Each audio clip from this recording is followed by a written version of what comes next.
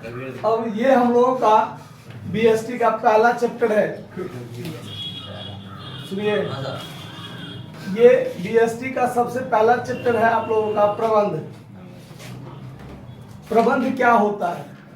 प्रबंध को अंग्रेजी में मैनेजमेंट कहा जाता है।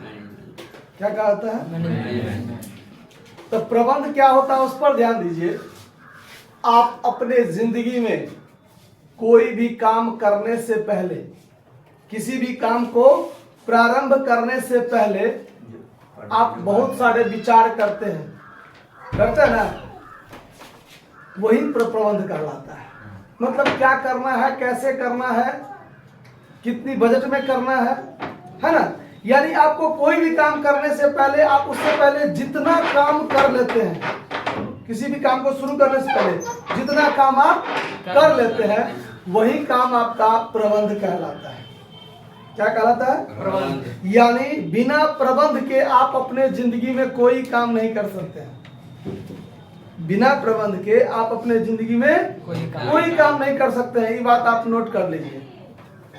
आप अपने घर से कोचिंग के लिए निकलते हैं तो आप क्या सब व्यवस्था करते हैं? अपना बैग तैयार करते हैं। बैग में कॉपी, कलम, किताब सब कुछ है कि नहीं है? साइकिल में हवा है कि नहीं है? पूरा तैयार होते हैं, अच्छे अच्छे कपड़े पहन के, बाल सीट के फटाफट तैयार हो जाते हैं, तब साइकिल बैठते हैं, मेहनत करके तब कोचिंग आते हैं साइकिल चला के। ये सब क्या है? कोचिंग पढ़ाई शुरू करने से आपका उद्देश्य है ना कुछ पढ़ने जाना है। तो आपको आपका उद्देश्य है पढ़ने जाना है, यानी आपका वही मेन पॉइंट है। अब उसके लिए आप उससे पहले जितना काम किए सब क्या काम था? मैनेजमेंट था। तो जिस लेवल का काम होगा वैसा मैनेजमेंट होता है। आप छोटे काम कीजिएगा तो छोटे स्तर पर व्यवस्था करना पड़ेगा, बड़े स्तर का काम कीजिएगा तो बड़े स्तर पर मैनेजमेंट करना पड़ेगा, है कि नहीं? तो कहने का मतलब है कि किसी भी काम में से, यानी any work minus management equal to 0। मतलब किसी भी काम में से यदि आप प्रबंध को हटा देते हैं तो आपके पास क्या बचता है? जीरो। कुछ नहीं बचता है आपके पास। आपके पास आपका उद्देश्य प्राप्त नहीं होगा। ठीक है?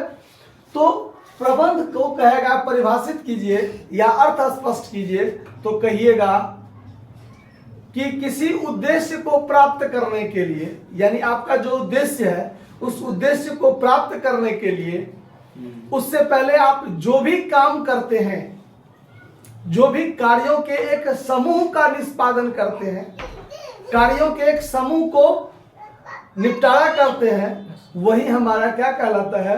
प्रबंध कहलाता है। समझे बात? मान लीजिए आप एक ईंट का चिमनी बनाना चाहते हैं। आपका उद्देश्य है ना कि हमको अपना एक बिजनेस स्टार्ट करना है, यानी हमारा बिजनेस का मेन पॉइंट है हमको एक ईंट का चिमनी बनाना है, और आपका उद्देश्य वो है। तो जब तक ईंट शुरू करेंगे बनाना, उससे पहले आपको क्या व्यवस्था करना है? तो वो जो खड़ा होता है चिमनी पूरा, उसके लिए पूरा जमीन का व्यवस्था कीजिए। उस पर वो चिमनी कहाँ से बनेगा? तो भी तो ईंटे से बनता है। तो कहीं से ईंटा व्यवस्था लाइए, लेबर लाइए। उसके लिए जो मिट्टी का व्यवस्था होगा, बालू का व्यवस्था होगा, कोयला का व्यवस्था होगा, ईंटा पाथने वाला पथेरी होगा, ढोने वाला होगा। यानी सारा व्यवस्था को आपको करना पड़ता है कि नहीं करना पड़ता है? जब सारा काम हो जाएगा तब आपका ईंटा बनना शुरू होगा। तो एक काम मेरा उद्देश्य था ईंटा बनाना शुरू करना, और उसको शुरू करने से पहले हमने जितना सारा काम किया सब क्या किया है? मैनेजमेंट किया है, व्यवस्था किया है। यानी प्रबंध का ही दूसरा नाम व्यवस्था करना। अभी शादी विवाह का समय चल रहा है, लगन का समय चल रहा है। किसी के घर में किसी की बेटी की शादी होगी, या किसी के भाई का शादी होगा, या किसी के बहन का शादी होगा। तो उस आपका उद्देश्य क्या है? शादी है फलना तारीख को, उसके लिए क्या सब व्यवस्था करना है? तो टेंट व्यवस्था करना है, किराना का सामान व्यवस्था करना है, जनरेटर कहाँ से होगा, साउंड कहाँ से होगा, है कि नहीं? कपड़ा कहाँ से आएगा, क्या क्या नहीं, बहुत सारा काम हो जाता है कि नहीं? मिठाई कौन हलवाइया बनाएगा, है कि नहीं? तो कहने का मतलब आपका एक उद्देश्य, सुनिए, हंसिए नहीं, आपका एक उद्देश्य था वो काम, कि बहन का शादी है और उसके लिए आप जितना सारा व्यवस्था करते हैं 6 महीना पहले से व्यवस्था लगा रहता है, होता है कि नहीं होता? क्या है वो? मैनेजमेंट ही है। आप भाई जितना सामान है, सामान खरीदना है, सुनिए सामान खरीदना है और ध्यान दीजिए, आप सोचते हैं कि वो टेंट कहाँ लगेगा, कहीं वर्षा हो गया तो वर्षा के लिए कैसे दिमाग पहले लगाना पड़ता है ना, तो बदमाशी मत।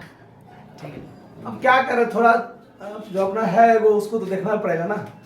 वीडियो में थोड़ा बहुत कहीं हो जाता है, उसको एडिट तो करते नहीं है। ठीक है, आगे चलिए, ध्यान दीजिए। हाँ, तो कहाँ थे हम लोग? तो मान लीजिए मैनेजमेंट करना है, तो हर काम को करने से पहले बहुत सारा मैनेजमेंट करना पड़ता है।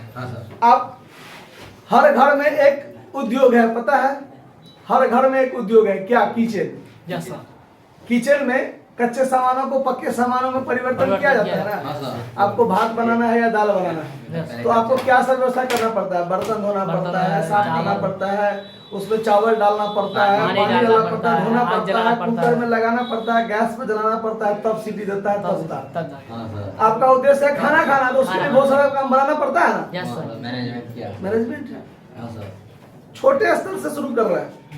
वैसे आपको किसी चीज का, आप कोई बिजनेस स्टार्ट करना है, तो बिजनेस स्टार्ट करने के लिए क्या करते हैं कि भाई पूंजी कहाँ से व्यवस्था होगा, हमारा स्थान क्या होगा, हमारा स्थान क्या होगा, व्यवसाय का नाम क्या रखा जाए, हम माल का स्टॉक कहाँ से लाएंगे, बेचने का सिस्टम क्या होगा, सभी बातों को उसमें क्या करना पड़ता है? व्यवस्था करना पड़ता है ना। मैनेजमेंट है। सुनिए, तो ये आपका प्रबंध हो गया। अब प्रबंध के बारे में सुनिए। प्रबंध को अलग अलग विद्वानों ने अपने अपने हिसाब से परिभाषित किए हैं। जैसे वो याद रखिएगा, F.W. टेलर ने क्या कहा था। F.W. टेलर एक विद्वान थे, एक क्या कहते हैं, अभियंता के रूप में कई काम किए थे वो, ठीक है?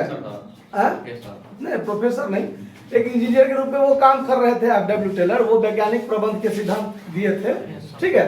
तो उन्होंने प्रबंध को क्या परिभाषित किया, ध्यान दीजिए, कि प्रबंध यह जानने की कला है, प्रबंध यह जानने की कला है कि आप क्या करवाना चाहते हैं या आप क्या करना चाहते हैं, और उसके बाद यह देखना है कि वह सबसे सस्ता भी हो और सबसे बढ़िया भी। सबसे सस्ता भी और सबसे बढ़िया। सस्ता के चक्कर में खराब चीज नहीं होना चाहिए, और बढ़िया के चक्कर में हमारा पूंजी डिस्टर्ब नहीं होना चाहिए, है कि नहीं? हम जितना व्यवस्था किए हैं उसी के हिसाब से हम काम करेंगे, अपना बजट को देखते हुए नहीं काम करेंगे, ठीक है? तो चलिए अब आगे आते हैं हम लोग प्रबंध के कार्य। ये भी आपका 5 नंबर में पूछता है, प्रबंध के कार्यों का वर्णन करें। तो प्रबंध के मुख्यतः 5 कार्य हैं। प्रबंध के मुख्यतः 5 कार्य हैं। दिमाग से बाहर नहीं ना जा रहा है, ध्यान से सुनिए।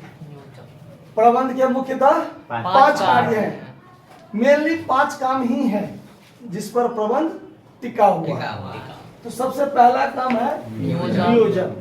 अब देखिए, ये प्रबंध के जो 5 कार्य है ना, बीएसटी में आपके इस 5 कार्य पर 5 चैप्टर अलग अलग है।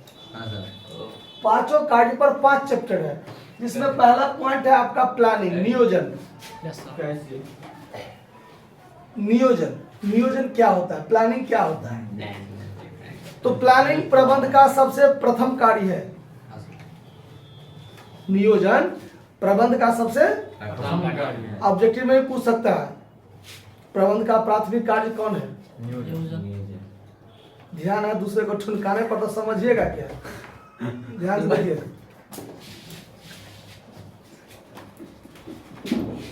या तो हंसिए लीजिए या पढ़िए लीजिए, है ना? चलिए ध्यान दीजिए।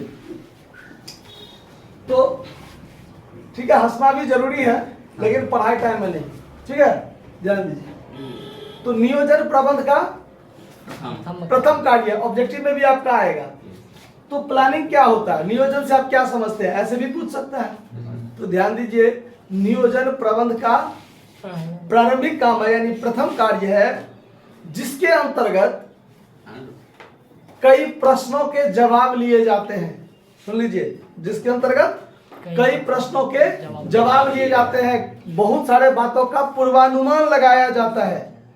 अब पूर्वानुमान का मतलब पूर्व अनुमान, यानी किसी काम को करने से पहले अनुमान लगाया जाता है। वही प्लानिंग, प्लानिंग का मतलब होता है कि हम ये सोच विचार करते हैं कि हमको क्या करना है, हमको क्या करना है, कैसे करना है, किसके द्वारा किया जाना है, कितनी लागत में किया जाना है, किस अवधि में किया जाना है, किसके द्वारा किया जाना है। देखिए बहुत सारा प्रश्न आता है ना, हमारा बजट क्या होगा, हम किस रणनीति पर काम करेंगे, हमारा कार्यक्रम करने की शैली क्या होगा, हम किस पद्धति के अनुसार काम करेंगे, बहुत सारे बात। अगर मान लीजिए हमने जो विचार किया अगर उस तरीका से काम नहीं हो पाया तो उसका अल्टरनेटिव व्यवस्था क्या होगा। इन सभी बातों का जो पूर्वानुमान लगाया जाता है, एक विचार विमर्श किया जाता है, वही क्या कहलाता है, नियोजन कहलाता है, इंग्लिश में प्लानिंग। क्या कुंदन समझ में आ रहा है? ऊपर से नहीं बह रहा है तो क्लास को ऑफ कर देंगे। देखिए आगे दूसरा है संगठन। संगठन क्या होता है? तो देखिए प्लानिंग में जब हमारा काम फाइनल हो जाता है, प्लानिंग जब हम लोग कर लेते हैं, तब अगला टॉपिक आता है प्रबंध का दूसरा कार्य संगठन बनाने का। किसका? संगठन। अब ये संगठन क्या होता है? तो संगठन कई व्यक्तियों की एक समूह होता है, एक समिति होता है, जिसमें बहुत सारे व्यक्ति मिलकर एक साथ क्या करते हैं, काम करते हैं। तो संगठन कई व्यक्तियों की एक समूह होता है, एक समिति होता है, एक संस्था होता है, जिसमें बहुत सारे व्यक्ति एक दूसरे के साथ मिलकर कार्य करते भी हैं, करवाते भी हैं। ठीक है, तो वो क्या कहलाता है? संगठन कहलाता है। ठीक है, उसके बाद तीसरा काम होता है नियुक्तिकरण। प्रबंध का तीसरा कार्य कौन सा है? नियुक्तिकरण। स्टाफिंग नहीं कहते फला स्टाफ है, फला स्टाफ है ना, बहुत सारे स्टाफ होते हैं एक साथ काम करते हैं। तो देखिए जब संगठन में बहुत सारे व्यक्ति जब आ जाते हैं, अब सब आदमी मिलके जो काम करेंगे तो कौन व्यक्ति कौन काम करेगा? आप क्या करेंगे, आप क्या कीजिएगा? तो इसके लिए अगला काम होता है स्टाफिंग करने का। इसका नियुक्तिकरण, यानी संस्था में जो भी व्यक्ति हैं वो व्यक्ति उनके योग्यता के अनुसार जब उन्हें किसी काम पर नियुक्त किया जाता है तो वही काम स्टाफिंग यानी नियुक्तिकरण कहलाता है। मतलब संस्था में मान लीजिए चपरासी का भी काम है, किरानी का भी काम है, उसका कोई एक अध्यक्ष होगा, सेक्रेटरी, उसका भी काम है, स्टाफ, बहुत सारे स्टाफ का काम होता है। तो जो जितना ज्यादा पढ़ा लिखा आदमी है उसको उतना अच्छा काम मिलता है, जो जितना कम पढ़ा लिखा था उसको उतना काम होता है। मूर्ख आदमी है तो चलो उसको चपरासी बना दो, है कि नहीं है? तो कहने का मतलब जो व्यक्ति जिस क्षेत्र में जितना उसका ज्ञान है, उस ज्ञान के हिसाब से जो उसका काम बनता है, उस काम पर उसको क्या किया जाता है? नियुक्त किया जाता है। आया बात समझिए? जो आदमी अकाउंट्स से पढ़े लिखे होंगे, अकाउंट्स का जिसको ज्ञान होगा, उसको अकाउंट्स विभाग दिया जाएगा, खाता बही का विभाग दिया जाएगा, जो भाई तुम कितना हिसाबवारी हुआ तुमको उसका ध्यान रखो, है कि नहीं? चलिए, तो ये होता है नियुक्तिकरण के अंतर्गत। माने जो जिसका जैसा ज्ञान है उस ज्ञान के हिसाब से उसको वैसा काम दिया जाएगा। ये नियुक्तिकरण के अंतर्गत आता है। आया बात समझ में? उसके बाद होता है डायरेक्शन, निर्देशन का मतलब क्या होता है? देखिए जब व्यक्ति को उसके काम के हिसाब से नियुक्त कर लिया जाता है, मतलब जब प्रबंध के तीसरे कार्य नियुक्तिकरण को पूरा कर लिया जाता है और व्यक्ति को उनके काम सौंप दिए जाते हैं, तो वो व्यक्ति अपने काम को किस ढंग से करेगा? उसके लिए प्रबंध के चौथे कार्य डायरेक्शन का काम आता है, निर्देशन का, कि जिस व्यक्ति को जिस काम पर नियुक्त किया गया है वो व्यक्ति उस काम को कैसे करेगा। तो काम को कैसे करेगा यही समझाने के लिए, डायरेक्शन देने के लिए, सुझाव देने के लिए, परामर्श देने के लिए निर्देशन का काम आता है, जिसमें प्रशिक्षण देना होता है। आया बात समझ में? हाँ सर। तो ये निर्देशन के अंतर्गत आ जाता है। समझ में आया? उसके बाद आता है सबसे प्रबंध का अंतिम चौथा पांचवा कार्य नियंत्रण। अब ये नियंत्रण में क्या होता है? तो नियंत्रण प्रबंध का अंतिम कार्य है। ऑब्जेक्टिव भी पूछ सकता है। नियंत्रण प्रबंध का अंतिम कार्य है, जिसमें यह देखा जाता है कि नियुक्त किए गए व्यक्ति अपने निर्देशन के अनुसार काम कर रहे हैं कि नहीं कर रहे हैं। बस इन्हीं सभी बातों का जांच पड़ताल करने के लिए ही नियंत्रण का काम होता है। समझ में आया बात? हाँ सर। कोई दिक्कत? नहीं सर। ये सारा टॉपिक पर समझ में आया ना? हाँ सर। धन्यवाद कर दें। हाँ सर। Thank you. लाइक